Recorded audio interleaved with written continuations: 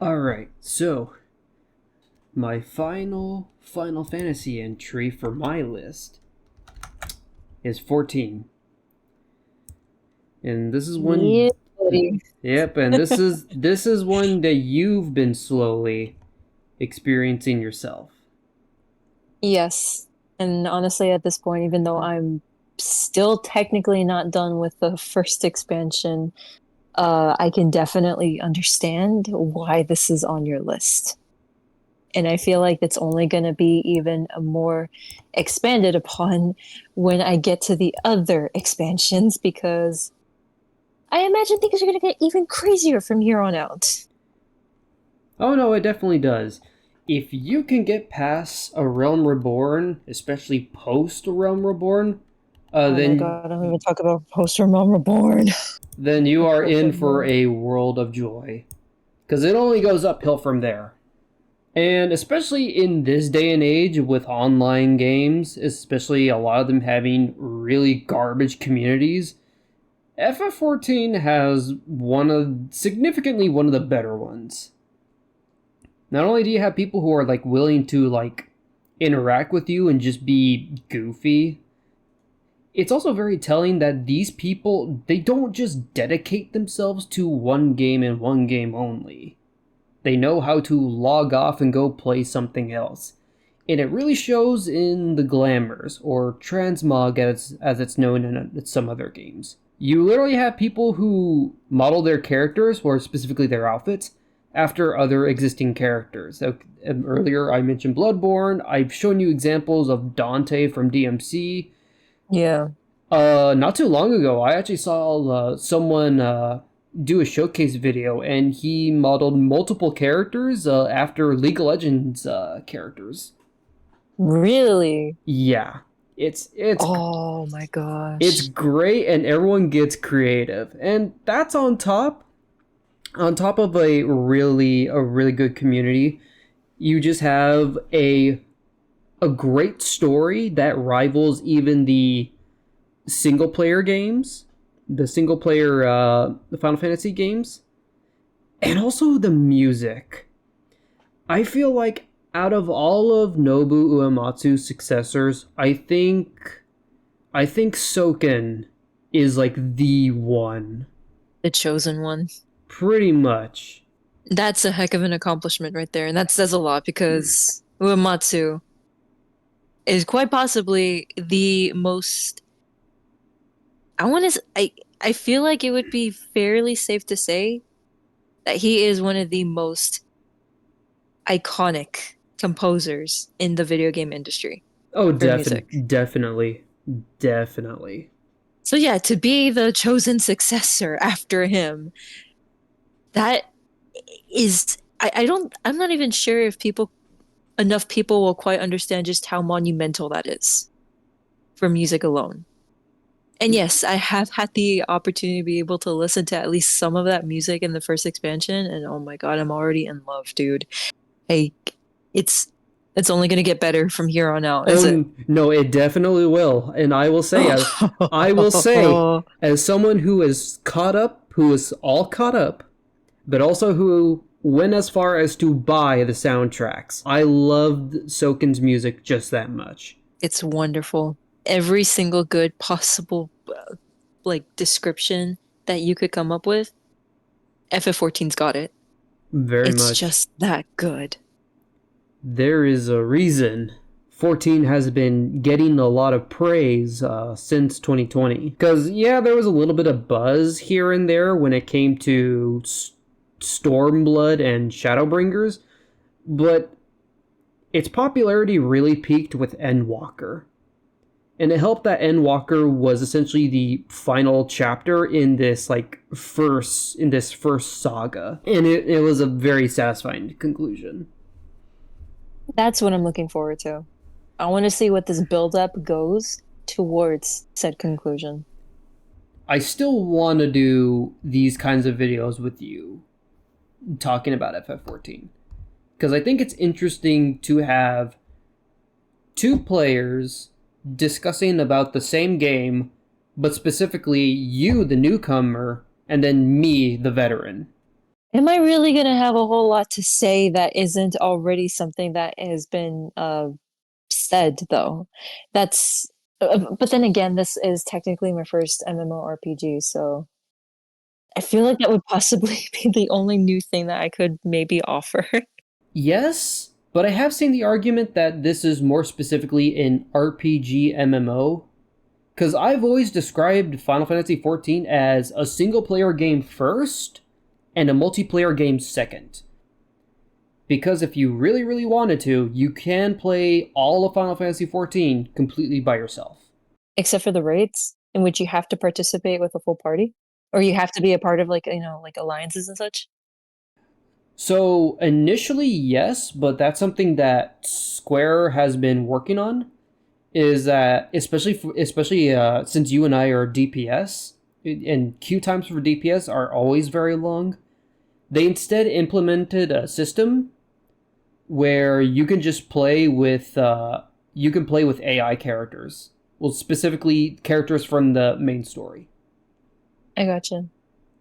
Honestly, that's such a good feature to have because I mean, honestly, if I had to go at it alone, I probably would have gone with that option of just playing with AI characters because I feel like just being in the setting of like, in such a massive online community, which even if they are very, very welcoming to new players, would seem very daunting for me to like really go forth and like introduce myself as a new player to a bunch of veteran players that I can tell have spent so many hours into this.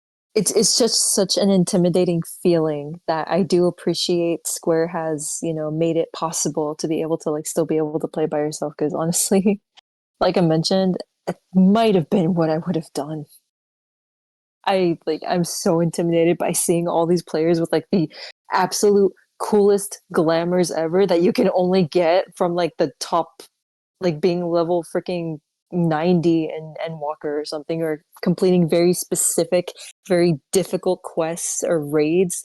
Oh my gosh, it's like, how do I just go up to a person like that and introduce myself or ask for help on something? You queue up for a dungeon, you enter, and it turns out your tank is Guts from Berserk.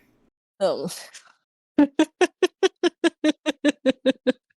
I do love the community for having such awesome glamours like that. It's great.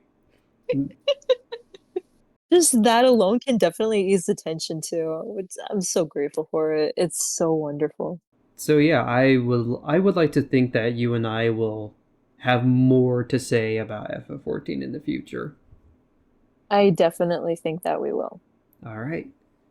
If you'll appreciate this, or rather, just take into account that I am an absolute noob at this, and I still very much am, then yes, I can offer you, just my overall experiences with it for the first time and what I think of the community so far. All right, and with that, we can move on to your number 11. Was it number 11? Wait, did we go? Oh yeah. Wait, was it number 11? We're skipping 1 through 5, our top 5 for now. So we started with 6 through 10 and now we are on number 11. Oh right, because I skipped ahead. Yes, you went from Dragon Wait, you went from Dragon Dogma to Psyops. to be fair though, I only have two letters with only two games that belong to those two letters in between. So it's not exactly like I went into that much of a jump, but it's still a fair jump. With that, After Dragon's Dogma, for me, it is the second entry in the Jack and Daxter trilogy, Jack 2. Really now? Yes. Why does that surprise you? I'm curious. Cause out of the 3 Jack and Daxter games, I personally felt like Jack 2 was the most difficult and sometimes maybe not in the most fair way. I completely agree. I am really curious. Go ahead and explain, but please, please just don't say, "Oh yeah, Dark Jack is cool." It's not that. I promise you it's not that. Okay, It's good. because, okay, a part part of it is technically because it was my introduction to the Jack and Daxter series. I had never ever played the first one, Okay. so I never really got to experience just how unbelievably difficult the transition was from going to a sort of cutesy like platformer that was the precursor legacy to full on gunplay, dark setting, dark character, and just one freaking U-turn from the light to dark that was the precursor legacy to Jack 2. Yeah, I that's never fair. got to experience I never got to experience any of that. I just went straight into the dark. And to be perfectly honest, despite the fact that even years later, when I picked it up again and I played it once more for stream, and I do very much maintain that it has the most unfair checkpoint system and ammo system ever, it still was so much fun to actually go ahead and play through it. The gunplay, the vehicles, the characters, the freaking voice acting for Dexter alone. Oh my god. The story, the villains, and the overall art style, and plus knowing that this was the same studio. That gave us Crash Bandicoot. Yes, the freaking same studio that gave us Crash Bandicoot gave us this was so mind-blowing to me. I'm not sure how many people kind of drew this connection. So Naughty Dog started with Crash Bandicoot, platformer. Hmm. We get Jack and Daxter 1, platformer. Then Jack 2 is when we get gunplay. And With then platforming yes. But then we also after Jack and Daxter, we then get Uncharted. Again, gunplay. and platforming. I'm starting to see that Naughty Dog really enjoys their third person shooters. And platforming. I really enjoy the platforming in Last of Us. I mean, oh my god, you're killing me. Not intentionally, but okay. Oh my gosh. Thank you for these wonderful laughs. Oh my god, but this has admittedly made it very difficult for me to like focus on my reasons for why I include it on this list. Okay, I'll let you regain your thoughts so you can continue. Look, I'm just like yes, there is some nostalgia that is definitely tied to me including it on this list because like I said, like this was my very first entry into the series overall, and it is for all intents and purposes very much like a game from my childhood that I played just so many times. And like I was admittedly very confused by the events that happened like at the beginning of the game because like I said, I had no idea that this was a direct sequel to the precursor legacy. I had no idea like, oh, what the heck is this freaking ring that they build up? What is this stupid time machine looking vehicle? Like where did the frick did they dig this up? It turns out that that's the main reward that you get for collecting every single uh Power Cell. power cell and precursor orb like in the main game. Yep. Like that is literally your reward. And what does this reward do? It takes you all the way into the future into a freaking dystopian city that is run by one of the most tyrannical villains I had ever come across when I first like got my hands on this game. Like my goodness. This game just had me so incredibly like just mesmerized with its world, the characters, the story, the enemies that you fight. I loved the design of the metalheads. Just the freaking name, the metalhead alone. I thought that was pretty funny, but it also sounded very cool to me too at the time. And just like the powers that you gain and the weaponry that you use to fight against them, it was so fun. I loved every single bit of it. I mean, good grief, just the gun designs alone and the games, every single upgrade that you got with like, some of like the story missions that you got to complete.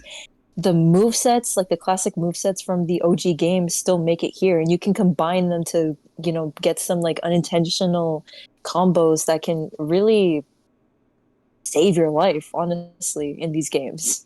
But again, like despite how fun it was, this is literally the one game in the series that is definitely the most unfair. That checkpoint system that I mentioned. Yeah. And also the very few precursor orbs in the game, I believe there are some of them after you reach a certain point in the story, you cannot go back and get them. That is very true. Yes. Like save slots in this game are your absolute best friend. You better make sure that like basically after every mission you can be able to like go back and just go to a previous save if you miss them in certain locations and such, because yes, you cannot be able to go back to get them. And when this game got ported over to the PS3 and the PS4, yeah, getting every one of these precursor orbs was a bit of a biscuit. A very, very rotten biscuit. I have to say I did not enjoy my time with it, but to that platinum I went because it's the life of a trophy hunter. Yep. Seriously, who in their right mind at Naughty Dog thought it was a good idea to not include checkpoints in this game? If you die, you have to start all the way at the beginning of the level every single time. You think you make it through one of like the most difficult sections ever, and then you accidentally like, drop your guard, or maybe like an enemy hits you because the game has the stupid um enemy like damage upon enemy contact. I'm not sure if there's a shorter way of phrasing that. Even then, like it's just so unfair. Like even the health system, despite the fact that this game has like gives you like 12 points of health, when you get hit by any regular enemy, 3 of those health points get taken away. So you essentially only can get hit by enemies 4 times, or like the tiny, tiny enemies once, and then boom, you're done. I hated that. Every freaking time I hated that. Haven City sewer section, I'm looking at you. I'm looking at you, you stupid spiders with your stupid laser sights. I am looking at you. I hate you with a burning passion. Go put your head in the sewer. Good grief. And the camera system. It's already in the sewer. It's in the sewer, but does it actually put its head in the sewer water? No, the sewer water is yucky. Yeah. Well, I curse it to put its head in the sewer water. And it's not even mentioning the camera system and the fact that the aiming is tied to the camera specifically. I don't know if you notice just how bad that can get, but good grief. Like I I don't think I did notice that. yeah, dude, like the game, its inverted camera system is so stupid. There was never any option to be able to like actually uh like change it. I can't just look up or down in the third person perspective, and like the camera system for free roam and binoculars, like you if you change it in the settings to be inverted for one, it's inverted for the other. So if you want like, up and down for the free camera, guess what? You have to live with the fact that by binocular vision is going to have to be inverted. That seems like an oversight on the developer's part. It has to. It really, really has to. It was one of the worst things that I played through that I noticed on a second on well, not a second playthrough, but like when I, you know, started playing it on stream. And again, the fact that the aiming system is tied to the camera, there was I understand that, this was something that was not developed by Naughty Dog until, essentially the Uncharted franchise, free aiming, the over the shoulder perspective sort of thing. But holy crap, like it's so frustrating because you can be running in one direction, but the camera is not going to actually like pan forward to let you see like where you're going, and it's not going to let you actually aim because you're moving forward. It's just so bad. And it's still kind of present in the third game, but it's not quite as bad, I would say. Like this game was very experimental on Naughty Dog's part, and yeah, It shows. it does show. I will say for Jack 2 and 3, it does have what I call the GTA factor, where you have a large hub world with random civilians, you can steal vehicles, and you could just essentially just go crazy and have the military chase you down and just have fun creating chaos. I can't tell you just how many times I've like me and my siblings have done that with when we were playing like on our PS2. Like nowadays I really refrain from doing that just because I really don't want them coming after me when I'm like on my missions and such. Because like even like during the stupid races, like I want to try my best to not attract that sort of attention. But back then, when I had that mindset of being a crazy GTA player, essentially, yeah, like we had loads and loads and loads of fun with it. Messing with the Crimson Guards is so wonderful. I loved them so much. And then when you move on to like the positives for the game, like the oh man, like just like now knowing what I know about the first game, it elevates the overall experience of the story for the second game to such a wonderful degree. Like it has such a wonderful flow too. The missions themselves were incredibly entertaining and they have a good variety to it. The characters are so unbelievably good. Like I loved the voice acting, especially for Daxter. Max Casella, heck nabbit, every single time I hear like a quip from him, it's the funniest thing ever. That was a voice actor who was having fun. Truly, truly, I loved him. And not to mention the fact that like, Jack finally gets a voice actor too with Michael Irwin. Yeah, I can understand why there were some people that didn't like that he got a voice, and it turns out that it made him sound so unbelievably emo. But then again, when you're put through 2 years of absolute constant torture, yeah, you're gonna go from a happy-go-lucky kid to one hell of an emo-driven dude. Yeah, the amount of trauma being developed there. It's crazy. And the villains. One of the last two things that I'll talk about for the villains. I don't think I ever actually quite understood this at the time, but good grief, these villains are actually very well written because they're so diabolical and dehumanizing because of what they're willing to do to the rest of the populace in Haven City to accomplish their underlying goals.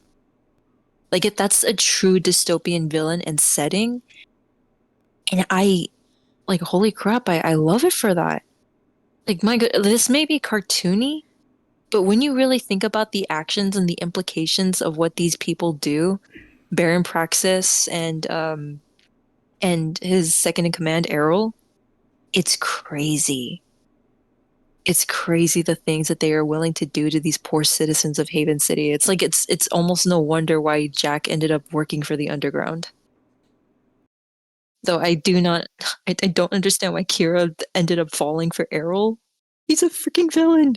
What the frick? Uh, early 2000 tropes. I don't know. It went downhill for me after the first game. I'm just gonna say that. There's a reason why there are people who ship Jack with Ash. But I want Torn with Ashlyn, though. There's more history there. Oh, yeah. But anyways, again, wonderful game with the story, with missions, the overall fun replayability, the gunplay, the enemies, the villains and characters. But to summarize it, that camera system, the aiming system, the checkpoint and health system sucked. But I still cannot help but put this on my list because of how much of an influence it was for me and how it was one of my most well-regarded PS2 games that I had ever played. Understandably so. I mean, despite my gripes with it, I mean, yes, I would still say I enjoyed it and that it is a good quality game. But there's just some flaws that are very apparent.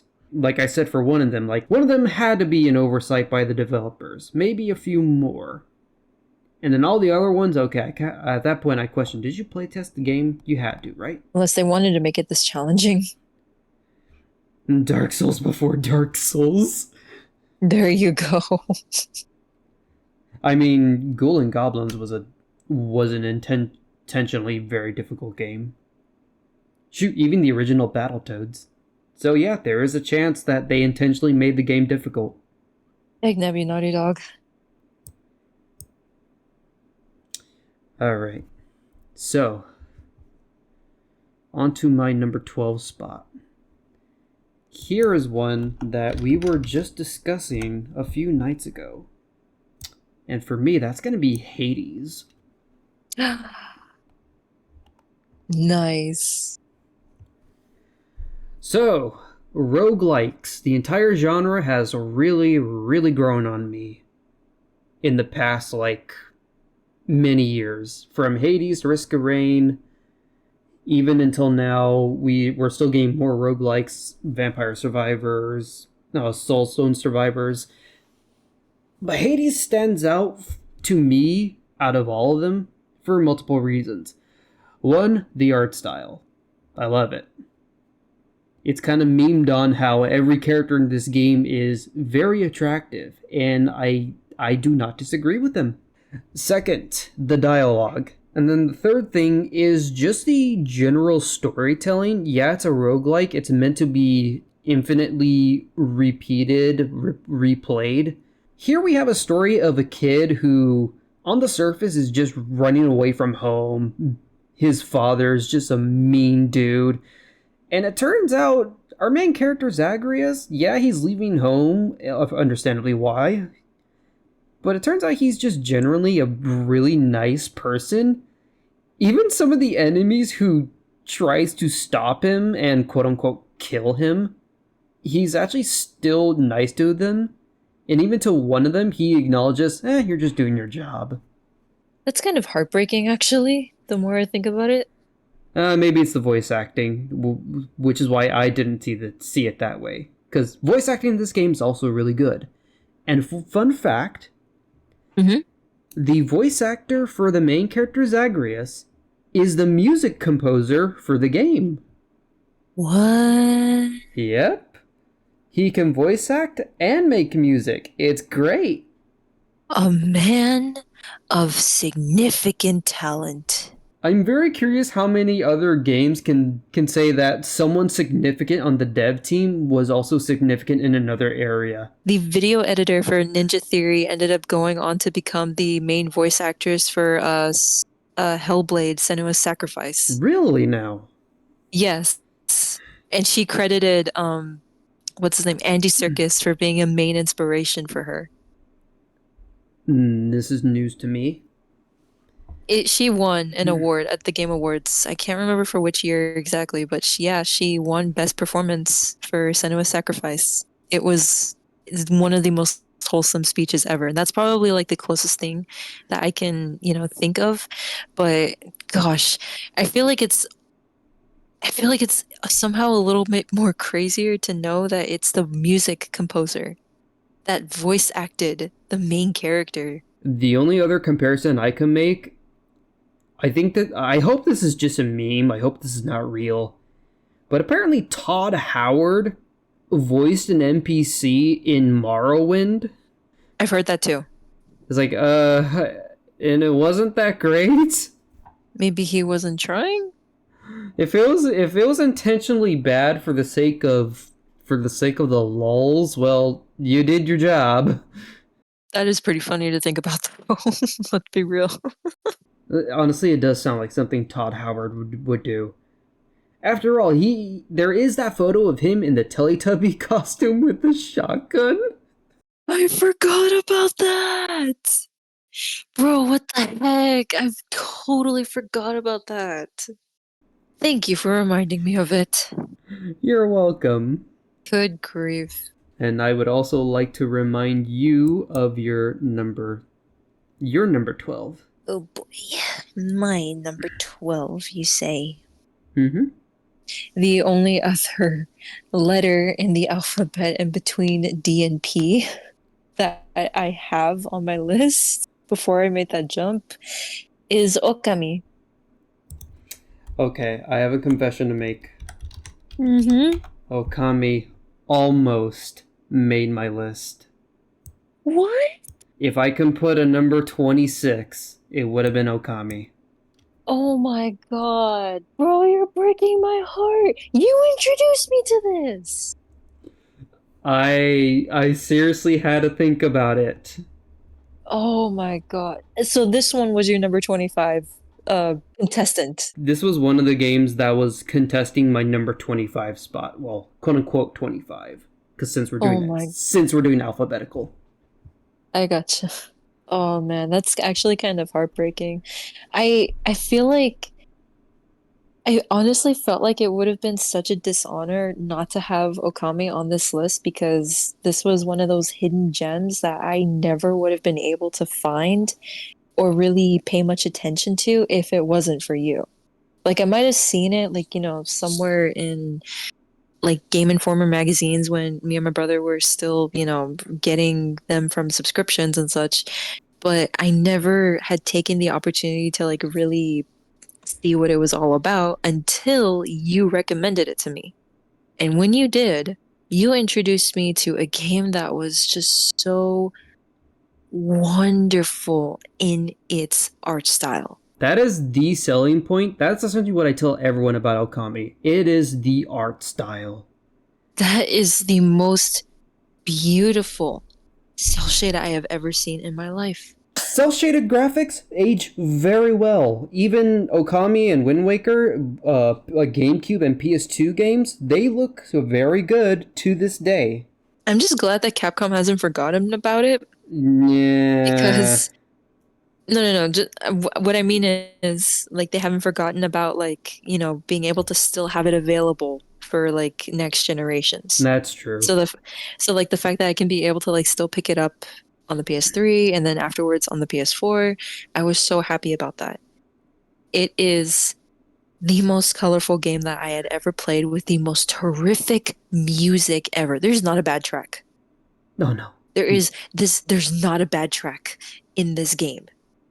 Even like the eerie, creepy ones for like sections that are supposed to be like a little bit more on the like the scarier side, on the spookier side, those are still great. The characters are wonderful. The hack and slash of that game was so much fun. Even the puzzles in here too were just so wonderful. Everything about this game was truly, truly wonderful. It had me to freaking tears by the end of it because I really had become invested in Amaterasu's story and just the overall journey that she took from point A to point Z. And everything in between was just wonderful and I loved it so freaking much. And that is a platinum trophy that I was so happy I got to be able to earn. I still hate Kai. I'm pretty sure her name was Kai, the stupid fox that I have to race in the dark forest. I hated that race so much, but whatever. I God, this was a wonderful, wonderful experience. And again, I felt like it would have been such a huge dishonor if I didn't have it somewhere on this list, even if it was like at the bottom. I had to include it here because it was one of the most influential indie games that I had ever had the privilege of being able to play. And I truly loved it. And I thank you for introducing me to this. Thank you, thank you, thank you. You're welcome. That's one more off the list. All right. What's next? So, for me, moving on to number 13. Got a similar title to you. For me, whereas you chose Jack 2, I say Jack 3. I am not even surprised why. Other than the fact that it's essentially just it still has the core gameplay of Jack 2, just with some needed improvements on top of brand new zones to explore. We now also have the addition of Light Jack. And then there's also the aforementioned, or that I mentioned, the GTA factor. And then also one other thing that both Jack 2 and 3 that they do is not cheat, but you have that extra menu where you can spend the precursor orbs for like extra goodies, like Yes. infinite ammo, infinite Yes. light and dark jack, just so you can have like more chaotic fun. Also, I'm fairly certain if I remember correctly, you can have big head or small head Jack. Yes. I don't know why that's one of the things I remember about this game, but it is. For me, I always went for infinite light jack just so I can just fly everywhere. Oh, yes, absolutely. Or just have the infinite shield so you can just run through and not be bothered by anybody or anything. Yes. Oh my gosh. Also, I will say I do think light jack is kind of underrated. It is definitely. Because honestly, most of those powers are really more for like traversal or just literally getting your health back. Yes, whereas dark jack is combat. Absolutely combat filled. I will say, I'm not saying that Jack 2 is the best out of the trilogy, because honestly, Jack 3 has that honor because of its improvements to gameplay. It's just for me, I don't know why there was a part of me that kind of felt like the story was a little bit rushed in some areas. Like there were some aspects to the lore that weren't quite as well explained so that I can really understand like the gravitas of certain events, certain history pieces that were meant to be explained more in detail, but for the sake of being able to like move the plot along, were just kind of glossed over. But it was also kind of the fact that there really wasn't much of an interesting villain or villains. Like way too many factions culminated into this one game, and the only interesting villain is the one that actually is tied to Jack's past as a Yes. twist. And I will say, because honestly, I don't want to say, like any more spoilers for anybody that has not played these games. But another twist related to Jack's past that just crushes my heart and my soul into one hell of a voice line that was delivered by the end of the game. Oh my god. It gets me every time. I want to say what it is, but I don't want to give spoilers. Maybe you know what I'm talking about. No, I do. It was so good. Wait, is the collection also on PS4? I can't remember. Yes. Okay, Yes. okay, good, good. It includes everything. It includes Precursor Legacy 2, 3, and combat racing. Okay, that's okay. PS3 version. The PS3 version does not have combat racing. Oh, really? Yeah, I have it. Unless that's like a secret feature that I haven't discovered. I actually don't remember. It's been way too long. Yeah, because I played through all of the HD collection on PS3, and yeah, there's no combat racing. Yeah. I didn't get to play combat racing until my PS4 days when I streamed it. I remember that. Those were some fun experiences. That was one game I was not expecting to play out the way that it did, nor expecting to enjoy it as much as it did, nor even expecting to have a story the way that it did. It was, for all intents and purposes, I thought it was just going to be some weird entry into like freaking Mario Kart or something. Yeah, that's what I would have expected. Oh, it's just Mario Kart, but with Jack and Daxter characters. But no, it's more than Nope, that. so much more than that. Anybody that hasn't been able to play it and might maybe be interested, it is a sequel to entries 1 and 3. Just if you can be able to, I guess, get past the fact that you have moved on to vehicular combat, I promise you're going to get a pretty interesting story, one with a twist I was not expecting at the end. At least the vehicle combat in Jack 3 is a bit of a warm up for it. Very, very true. Yeah. Also, it delivers one of the hardest lines that Jack has ever said in his life. Holy fud, is all I'm going to say. All right, and is your number 13 going to be Jack Combat Racing? Of course not. Alphabetically, that does not make sense. No, absolutely not. Of course, I am the one that skipped from D to P, so. But, anyways, moving on to the next one. Yes, we go back over to the letter P. It is going to be 3 games of the same series. Okay, so similar to what I did to Final Fantasy. Yes, and I Okay, have a feeling you might know which one this is. go ahead and get started. All right. First, numerically speaking, I am going to say Persona 3. All right. Now we have an inverse situation. You This is a game that's in my top 5. Nice. Very nice.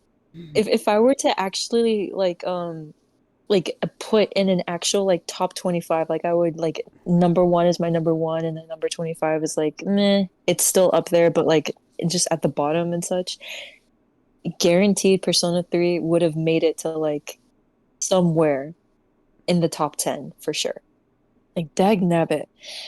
I feel like I can pretty much be able to say the same thing for like all of the Persona games, but to be perfectly honest, Persona 3, that beat, that jazzy feel to everything, whilst also having some of the darkest story and lore and overall execution of its enemies and its combat. It was just so it like this being my second Persona game that I ever played, coming from number four, I was like, what in the actual fudge just happened? I went from a game that, for all intents and purposes, with all of its bright colors, was so jovial. I really can't find another way to describe it because for like, it really felt that way to me, despite some of like the darker themes that happen in, Persona 4. I went from something colorful like that to something devastatingly dark like Persona 3. Now you understand the many shades of blue. Yes, seriously. Like, I'm just gonna say this, not necessarily that much of a spoiler, but why the heck does my birthday have to be one of the most gut-wrenching events in this game? Why? All the Persona fans listening to this are probably shedding a tear for you. Why? Oh my God. I, I'm not even kidding, dude. Like my chest felt so tight, like I could hardly breathe when I saw what happened. But like I'm not gonna get into it, but Jesus Christ, it had this game was enough to have that kind of effect on me for one of its minor characters. A minor character, dude. Yes, granted, he was part of the party, but he was still, for all intents and purposes, a minor character, and I felt a gut-wrenching feeling. When a game's able to do that for its minor characters, especially a JRPG like this, even though it feels like a standard, like you know you've got something good here, especially with all like the entire cast of party members that you've got with you. Like the overall story, the enemy designs, and for me, because this was technically my third JRPG that I ever played, it was very weird just coming into a game that was like what, released in 2006? 6. 2005? Yeah, 2006. Like going back in time, it felt like to play a game with, mechanics that were a whole lot more grindy this time around. It was definitely a trippy experience, I won't lie. And yes, it did take quite a lot of getting used to, and I did push myself to like, really finish the game, not only because I made a promise, but because I really did want to see what lies beyond, like what lies ahead at the end there for me. I wanted to see it for myself. And I'm so glad that I did because I really can't be able to describe it any more than it was one of the most influential experiences of my gaming life. And I want to go back and replay it. Of the more modern Persona games, 3 all the way to 5, this is probably the only one that has the kind of ending that it does. Oh no, definitely. And I Definitely. don't want them to change that. That's what makes it so unique and so memorable. Like even one of my other longtime friends puts this as his favorite Persona game for that reason, I believe. And yeah, I can understand why. Just from a story perspective, it's necessary to have something like this. I'm just, again, I am just 1,000% infinitely grateful that I was recommended this by you. So once again, thank you. You're welcome. And I'll have more to say when I get to my top 5. Oh, I know you will. And I am looking forward to that. Alright, but we got quite a ways to go. Alright, so my number 14 is also a game series that I really adore.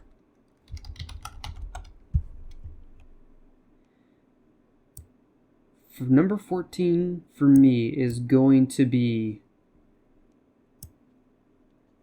Kingdom Hearts Birth by Sleep. I was wondering when this was going to come up. So, Please explain. Birth by Sleep is, story-wise, it is essentially the prequel to everything. Actually, no, I think technically one of the mobile games is the prequel to everything, but I don't know how many people actually played the mobile game. But anyways, before the mobile game, Birth by Sleep was the prequel to everything. It pretty much explains a lot of the missing context that goes on in Kingdom Hearts 1 and 2. So there's some gaps being filled out, but also it takes a different approach to combat. Whereas Kingdom Hearts 1 and 2, you can mostly compare to the hack and slash styles of like Devil May Cry. Well, maybe not necessarily Devil May Cry 3, but maybe somewhere in between Devil May Cry's 1 and 3 maybe. Because it's not that intense, but I think you know what I'm getting at. Yes. So Birth by Sleep instead does something similar, or no, not similar. It does something different. It has like a crafting system for your abilities. I don't know how to describe it, but this is still not a good description. It's like a JRPG hack and slash where you can level up abilities and then later craft them into stronger abilities.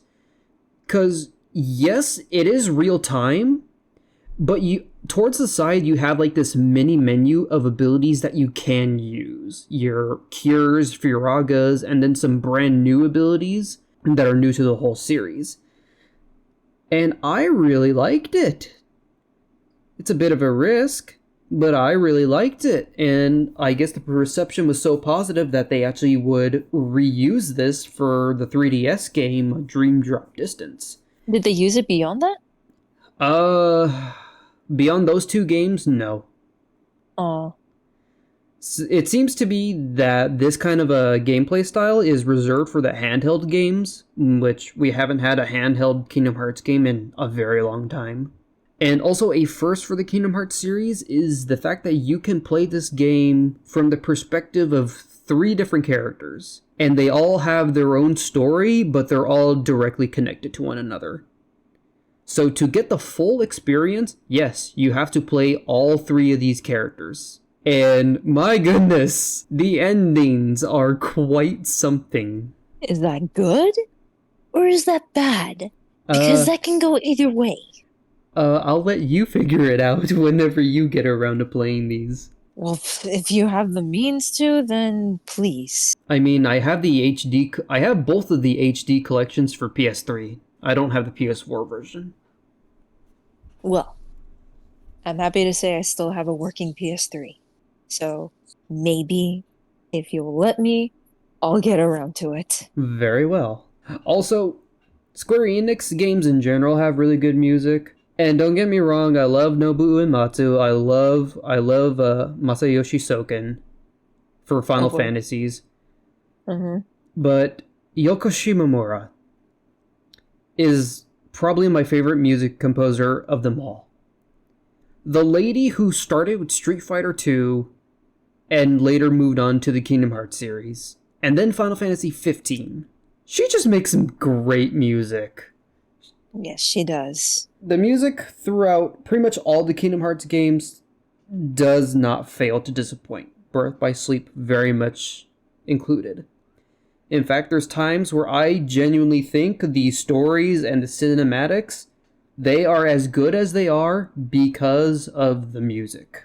Dang. I feel very, very sad that you mentioned that she did the music for Final Fantasy 15 because I have to say that's probably the only real like top positive that I could possibly give for that game because I have so many mixed opinions about it that the only like good consistent thing to talk about FF15 is just it's the music.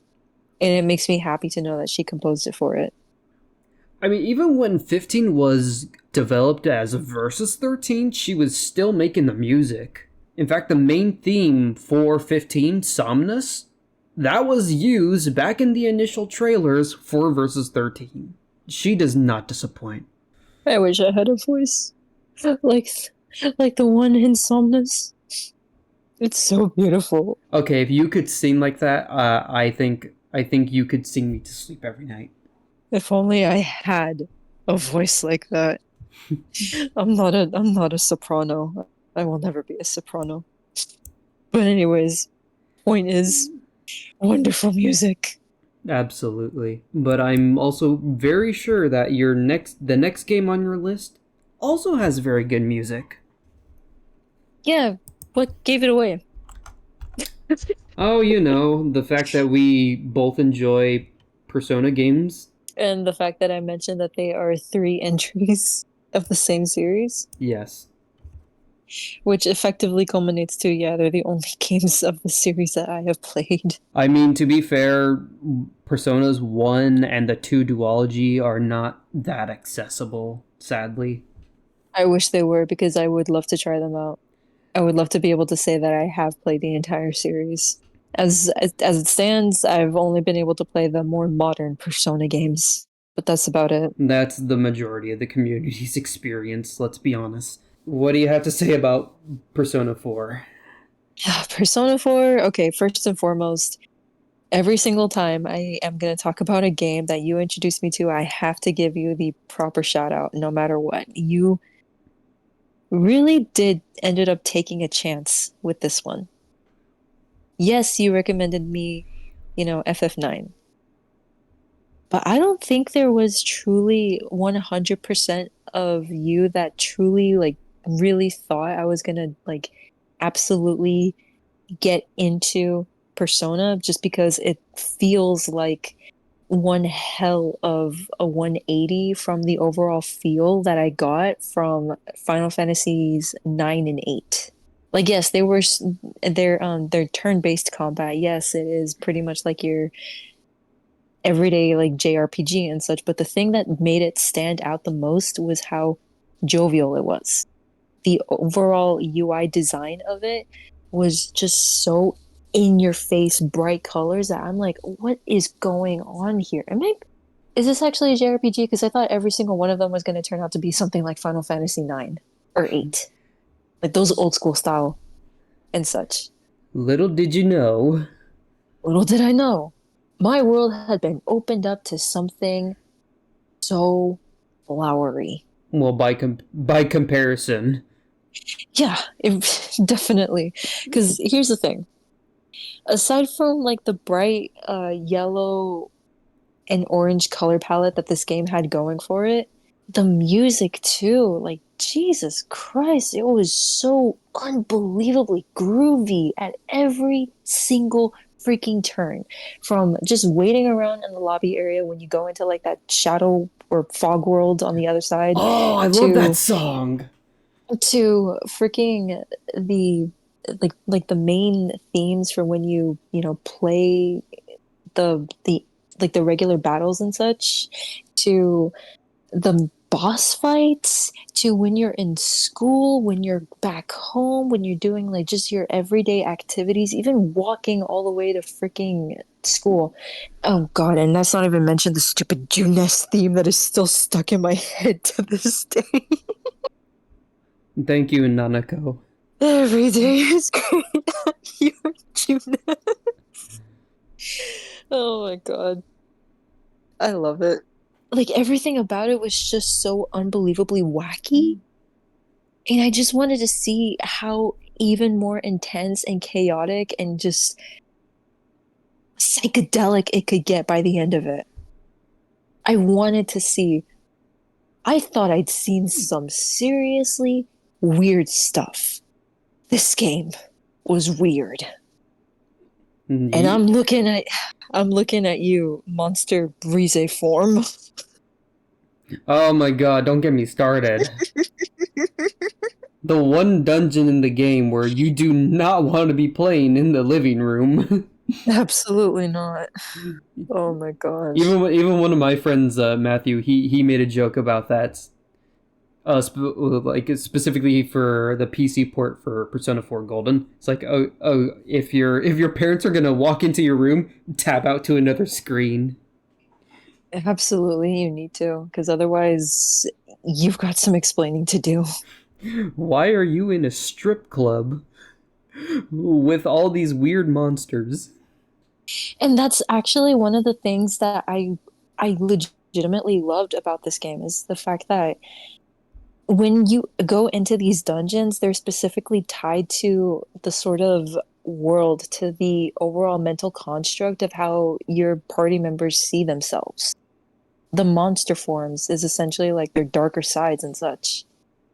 The part of themselves that they need to overcome. I loved that. I loved being able to like actually go like further into their minds to free them, to help them become even more confident in themselves, to find a new strength that they can be able to use to help you out further in the story. I thought that that was wonderful.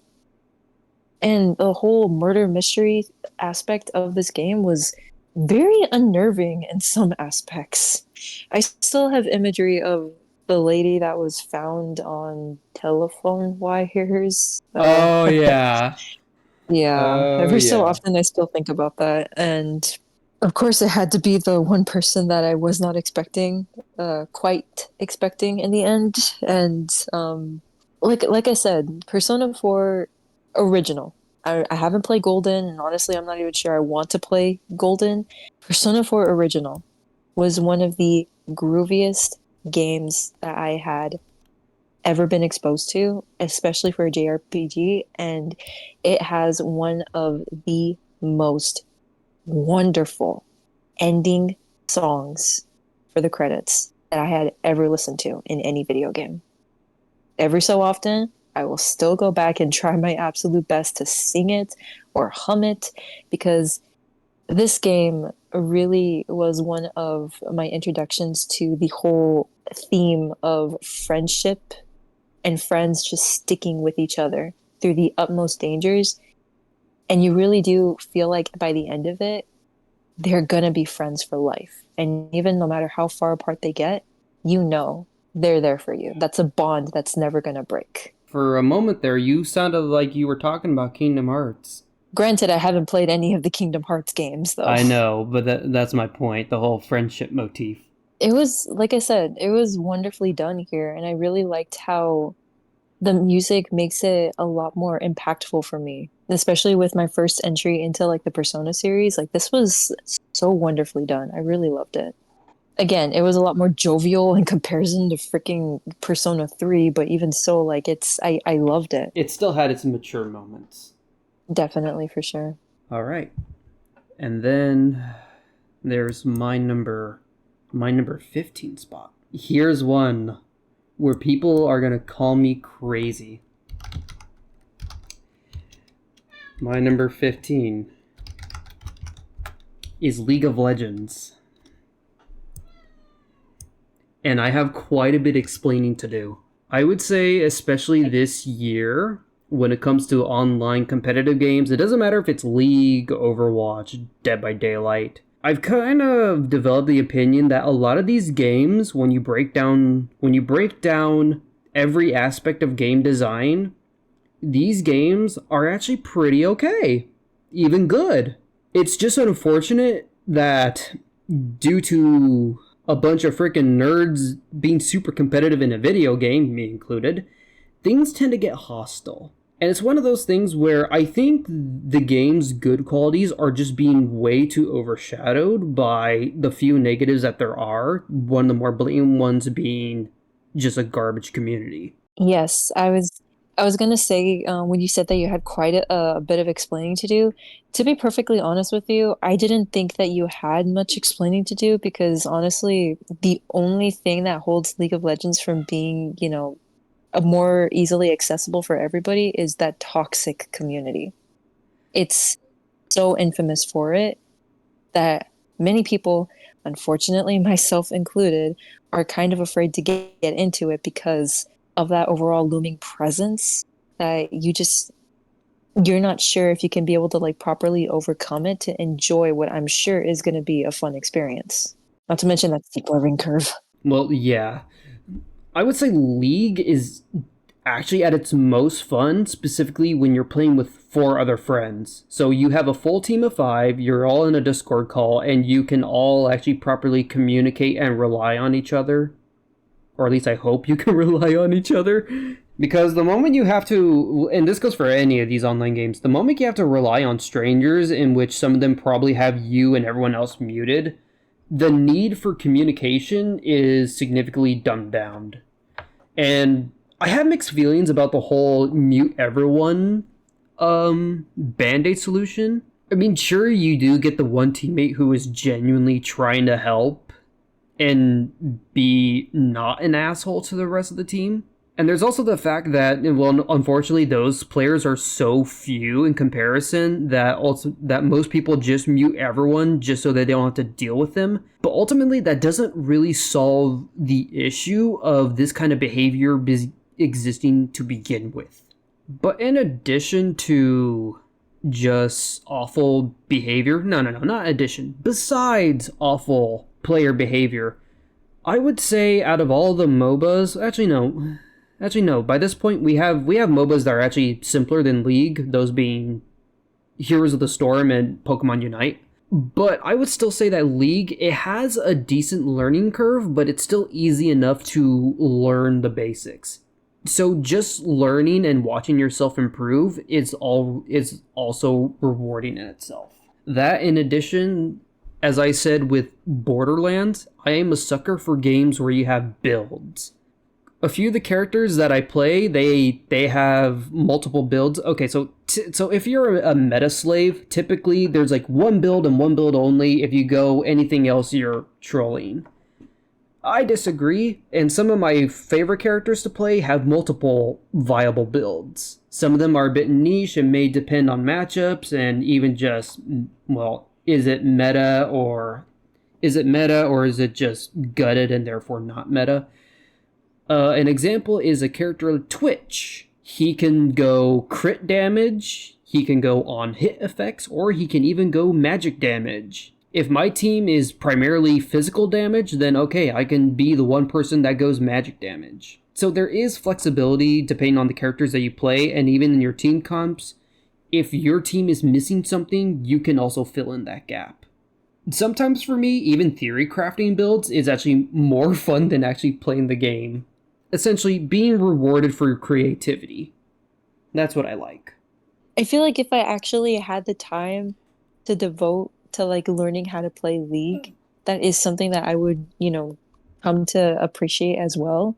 It's just every single time I think about, League of Legends, it always seems like it's just so much to really learn about just 'cause, oh my God, that entire cast of characters from over the years that this game has been active is Yep. insane. I have never seen a bigger cast of characters ever. Oh yeah. I don't blame you. Like, how are you supposed to learn or counter any of that and all of that? So that's kind of, I would say, especially now that it's one of League's biggest drawbacks, is the fact that the cast is so large. Trying to learn a character that just seems to be a right fit for you, it's going to take a very long time. When I first started getting into League, because Overwatch would introduce Brig, and me and my friends at the time, we lost motivation to play the game. So then we made the transition to League, and honestly, I spent like 2 whole months just trying to learn what character do I vibe with? The fact that it took 2 months kind of says about how much trial and error you need to go through to find your footing, to find your starting in such a game. So it's definitely, if It's anybody, daunting. yeah, it's daunting. And if somebody, for some reason, wanted to enter this, yeah, no, you're going to be spending a lot of time just trying to figure out what feels right to you, what's a playstyle you enjoy. It may And not necessarily be like too much of a steep learning curve. It's more like you have to sink in a lot of time in order to understand this. yes, to not just understand the game and everything that's going on, but also to learn just one character. And hopefully said character may have a skill set that transitions to another character, which just makes the learning curve a bit more manageable. And somehow that's League in a nutshell. Yep, and it's one of the most popular games in the world. Have fun, or stay away from this game. Great advertisement. We move on Hmm. to, are you gonna put 5 or 5 royal? Huh. Uh, uh, Or is I didn't Persona actually think about. or is Persona 5 not even on this list? On your No, list? Persona 5 is on the list. I just didn't think about whether or not it was gonna be vanilla or royal. Oh boy. Oh my gosh. It almost like freaking nabbit. Truthfully, I want to go with vanilla. Okay. Also, do you hear a meowing cat in the background? I do. Okay. Yep, for once she's actually asking for my attention. That's kind of a surprise. And it happens to be during this podcast. Yes. That's really cute. Look, when you said royal or vanilla, I will be perfectly honest with you. I did not actually think about that. Like I literally just wrote down Persona 5 and that was it.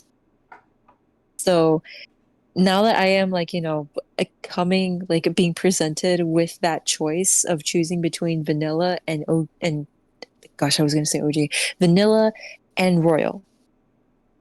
Interestingly enough, I'm gonna go with vanilla. And not necessarily for reasons you might be expecting, possibly. I am aware that Persona 5 Royal gave us some new additions to combat, to exploration, and especially to characters and story. I am perfectly aware of that. I have played through that game. I platinumed it on the PS4 with only 2 playthroughs, and it was, or was it 2 playthroughs or was it one? Or am I thinking of vanilla? Whichever one. But while I am aware of all of these very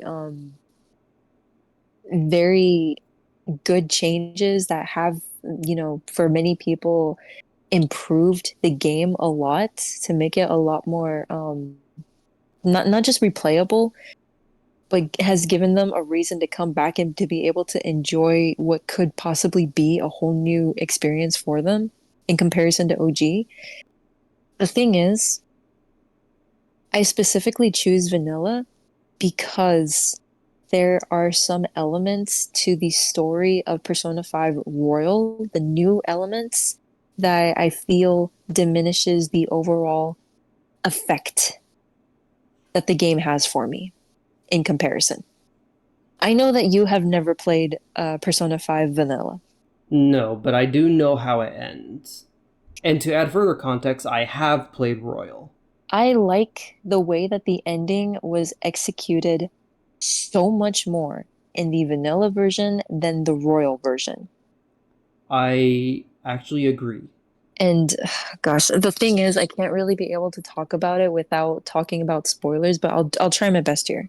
Remember how we mentioned that Persona 3 has done, well, not necessarily done away, but it is so far the only game in the modern Personas that goes the extra mile to give us an ending that is not joyful or ends on like a positive or happy note per se. Like it actually has some major consequences that you just don't feel ready to like really let your mind sink into it. Persona 5 was possibly the closest thing to that as we could as we could get, in the sense that it genuinely feels like a goodbye, like a gut-wrenching goodbye. Yes, very much.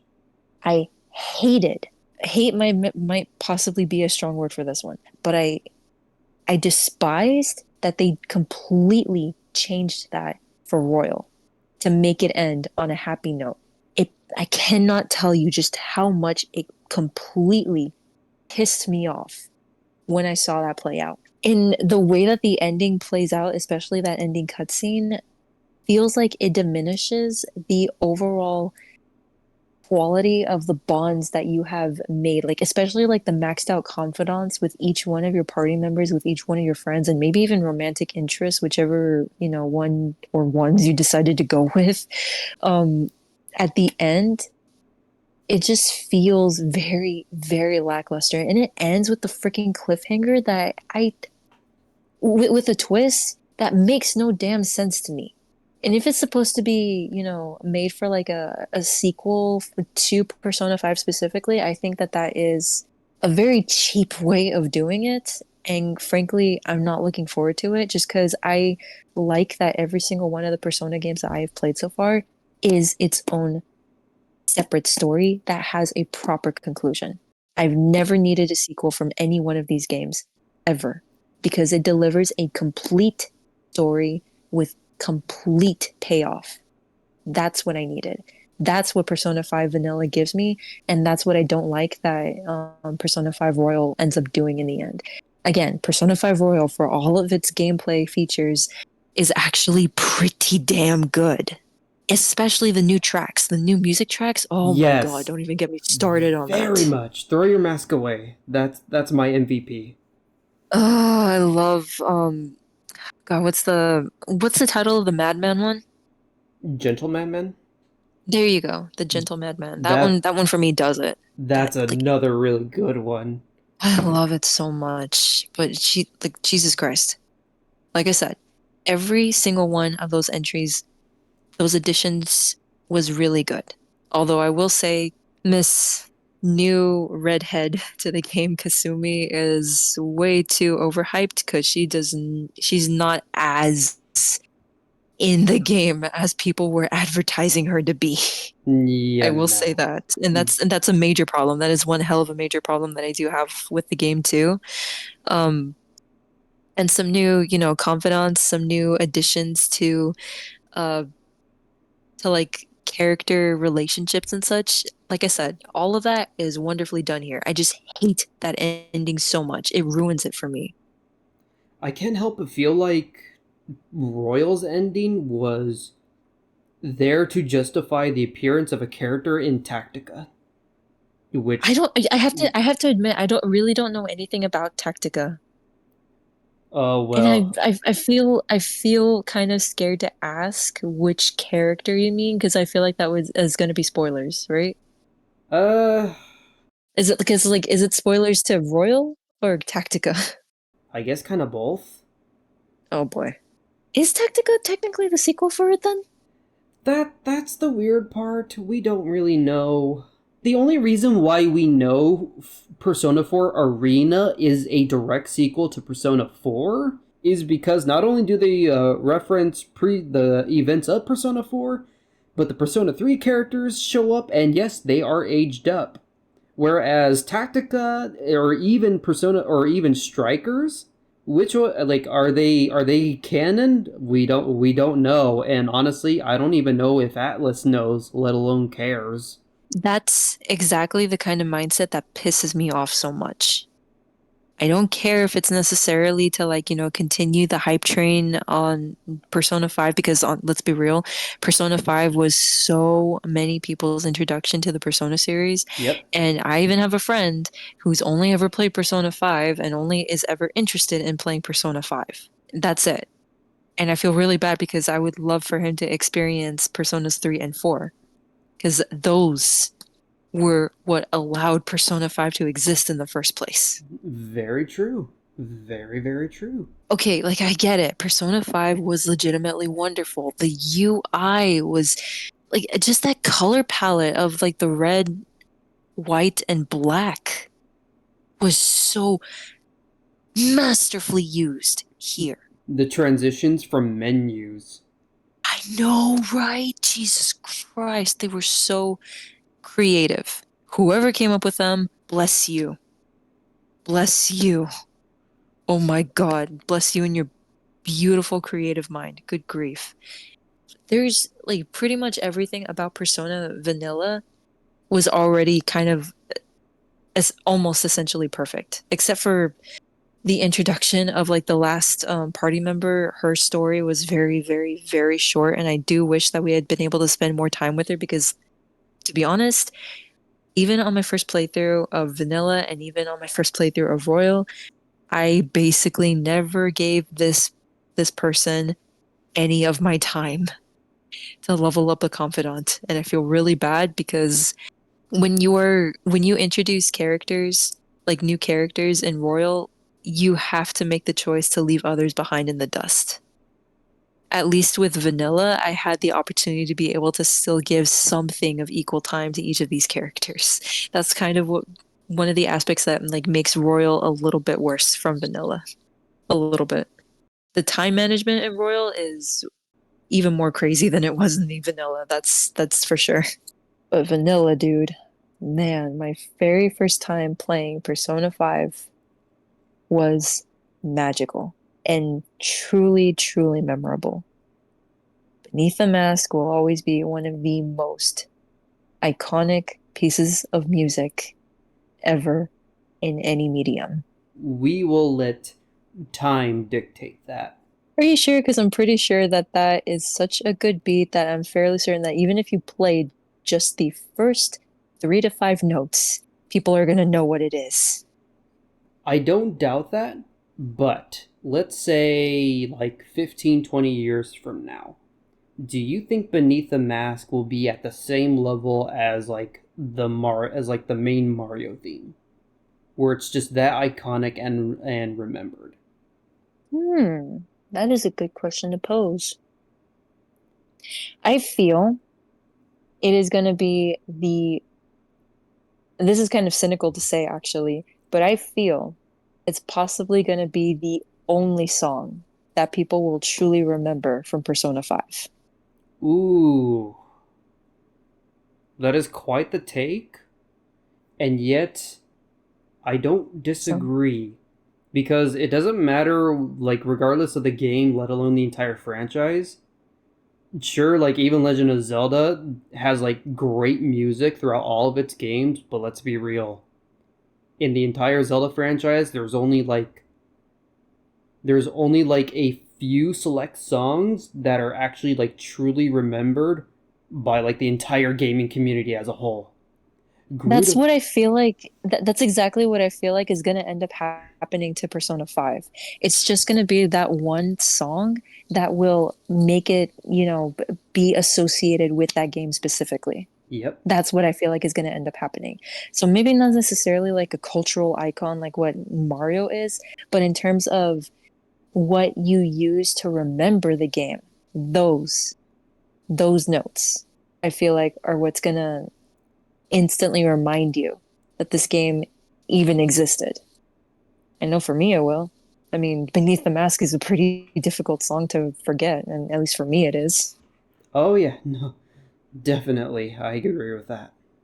Because honestly, I don't know what it's going to take for Persona as a series to elevate itself to the same, I guess, overall standing and status as like the Mario franchise in your comparison. Because honestly, it's not as mainstream, but Well, it's okay, yeah, but to be fair towards myself, the Mario comparison is a bit of an extreme example. okay. But even so, like Persona before number 5 was, it seems like it was fairly-ish niche. Yeah, it was. Okay, well, again, I didn't know that because I was somebody new you introduced me to the series, but it genuinely felt like Persona 5 was the one game that just put the entire series in the spotlight. Good, but I also feel bad because nobody is actually gonna, it feels like nobody is actually really gonna look at the series. They're just gonna look at that one game. Unfortunate, but yes. That's my kind of sort of one aspect of a potential love-hate situation that I have with Persona 5. It's almost like how I felt when people were introduced to Final Fantasy 15 with the whole stupid, stupid advertisement, a game for beginners and old timers alike. However that stupid tag went, I thoroughly disagreed with it, and I still despise it to this day. I mean, maybe for newcomers, but veterans such as you and I, we had quite a few things to say. Pretty sure I was able to summarize my bit on that. Well, I very you and me both, since we share a similar sentiment. But yeah, like Persona 5 in the end, it definitely left its mark on the community, and even more so because of the fact that it was brought into freaking Smash Bros of all things. I still remember that reveal. That was Reggie, amazing. Reggie, Reggie, Reggie. Oh my God, that was awesome. Oh man, that was iconic for even me. And I don't play freaking Smash Bros. I'm just a newbie to the whole thing. I'm just waiting for Joker to be in Fortnite now. At this point, yeah, I'd buy his it. his school uniform and his Phantom Thieves outfit. Oh no, especially the Phantom Thieves outfit. Especially if they give him the splash effect when he's running. Oh my God, yes. That would be No, amazing. you know what would be even funnier? Go If on. Morgana was his backpack. There we go. Epic Games, hire us. We got ideas. Yes, please. Oh my God, I want Morgana to be his backpack. Wait, no, we have Morgana in the in the metaverse, and then we also have Morgana in cat form inside the backpack. Can we have them both? I would imagine it'd be selectable styles. Yeah. Yes, please. Oh my God, yes, please. We are geniuses. Epic Games, if you are listening, we know how to make you money. Please. We're seemingly on your side here. Oh my gosh, this is so awesome.